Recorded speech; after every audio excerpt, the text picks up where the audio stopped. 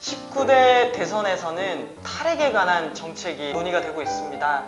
문재인, 심상정, 안철수 후보 3명은 신규 핵발전소 건설을 중단하고 노후 원전 수명도 중단하겠다라고 합니다.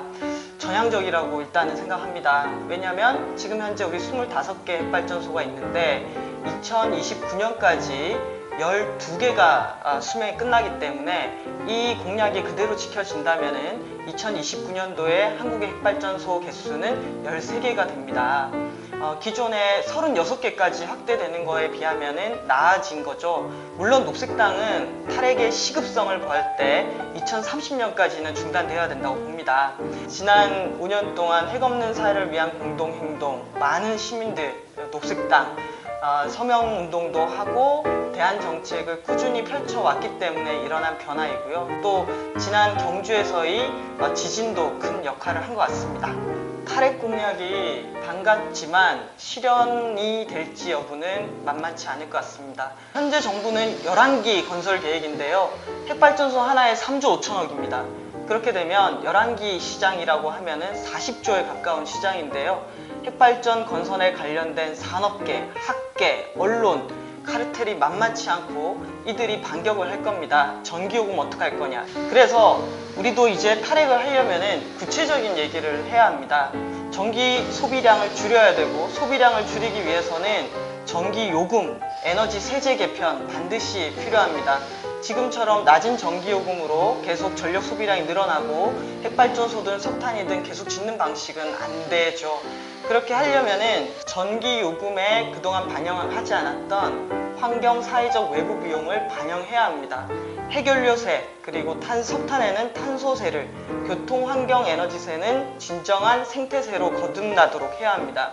지난해 저희가 가정용 누진제 요금 시민들이 불만이 많으셨습니다. 그런데 그때 정말 저희가 고쳤어야 할 것은 가정용 누진제만이 아니라 산업계에 낮게 제공되는 전기요금, 특히 경부화 요금이라든지 이런 것들을 조정을 해서 에너지 사용에 따른 정당한 몫을 배분하도록 하면서 수요 관리하는 일들이 선행되어야 합니다. 쉽지 않습니다. 전기요금 더 내라는 거, 그리고 그것이 산업계 중심으로 쉽지 않지만 우리가 정말 탈핵과 에너지 전환을 위해서 간다면은 거기에 따른 부담을 제대로 얘기해야 합니다. 전기요금이라든지 에너지 세금 제도를 개편하지 않는 탈핵은 불가능한 상황입니다. 2017년 고리 1호기가 폐쇄가 됩니다. 새로운 정부에서는 2017년을 탈핵 에너지 전환의 원년으로 선포를 해야 합니다. 그리고 지금까지 에너지 정책 누가 결정했습니까? 핵발전소를 11개나 더 짓고 석탄 화력발전소를 20개나 더 짓는 결정 우리가 내리지 않았습니다. 이제는 시민이 우리가 참여해서 에너지 정책 어떻게 만들어가야 될지 스스로 결정을 해야 합니다.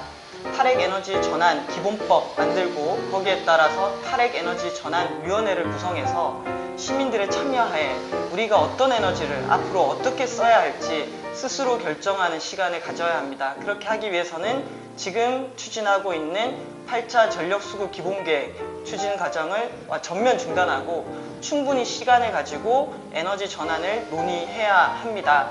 지금 전력 수급에 여유가 있습니다. 2020년대 중반까지는 지금 이미 많이 건설된 석탄과 핵발전소 때문에 전력 피크만 관리를 하면은 정전과 같은 사태는 일어나지 않을 것으로 전망됩니다.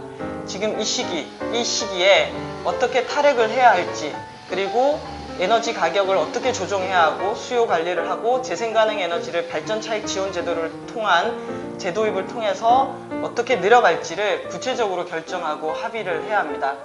독일은 2020년 탈핵을, 대만은 2025년 탈핵을 향해 나아가고 있습니다. 이제 우리도 2030년 탈핵을 위한 구체적인 행동에 나가야 할 겁니다.